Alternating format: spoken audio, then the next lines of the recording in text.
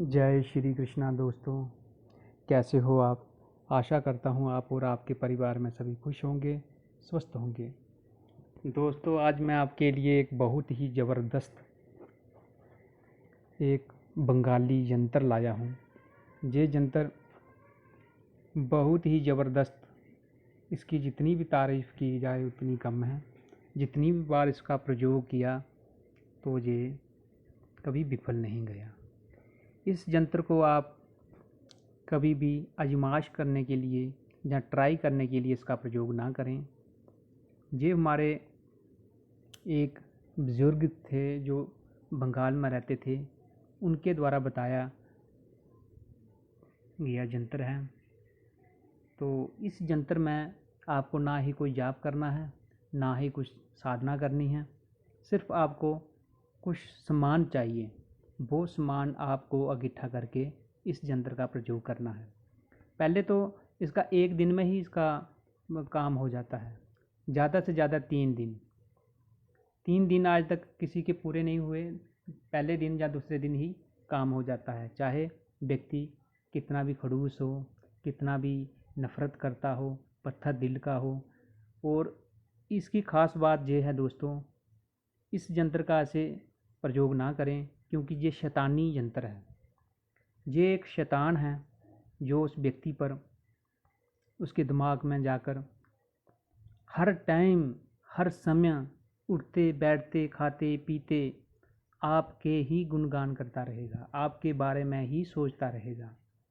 तो इसका प्रयोग आप ऐसा ना करें। अगर आपने इसका प्रयोग कर भी लिया तो 3 दिन के अंदर उसको आप दिखने चाहिए। अगर आप 3 दिन में उसको नहीं दिखते तो इसमें खुदकुशी भी करने के चांस होते हैं। इसलिए दोस्तों, आप इसका ऐसे प्रयोग ना करें। ये सिर्फ पति पत्नी के लिए ही किया जाता है। जो तलाक होने का चांस है, लड़ाई झगड़े बहुत हद से ज़्यादा पार हो चुके हैं, कोई और आपके पास रास्ता नहीं है, तो फिर आप इस यंत्र को प्रयोग में लाएं।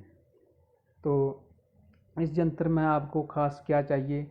सबसे पहले आपको चाहिए, आपका पति है, ये यंत्र आप दोनों प्रयोग कर सकते हैं। पति पत्नी पर भी प्रयोग कर सकता है और पत्नी पति पे भी प्रयोग कर सकता है। ये दोनों स्त्री पुरुष दोनों प्रयोग कर सकते हैं। सबसे पहले आपको उसका पहना हुआ कपड़ा चाहिए, और पहना हुआ कपड़ा ऐसा चाहिए जो कि धोया ना हो। कि ऐसा भी होता है ना, कभी कपड़ा पहना तो उसके बाद धो दिया जाता है, तो फिर उस पर फिर ये प्रयोग में नहीं, फिर काम नहीं होगा। आपको बिना धोया हुआ उसका लगाया हुआ कपड़ा आपको चाहिए। पहला आपको ये चाहिए दोस्तों, गधा का नाखून।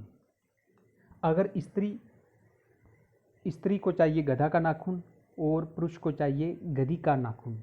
मतलब कीजिए कि स्त्री को और अपने पति को वश में करना है तो उसको एक गधा का नाखून चाहिए, और पुरुष को अगर अपनी पत्नी के लिए करना है, तो लड़का को लड़की के लिए करना है तो उसको चाहिए गधी का नाखून।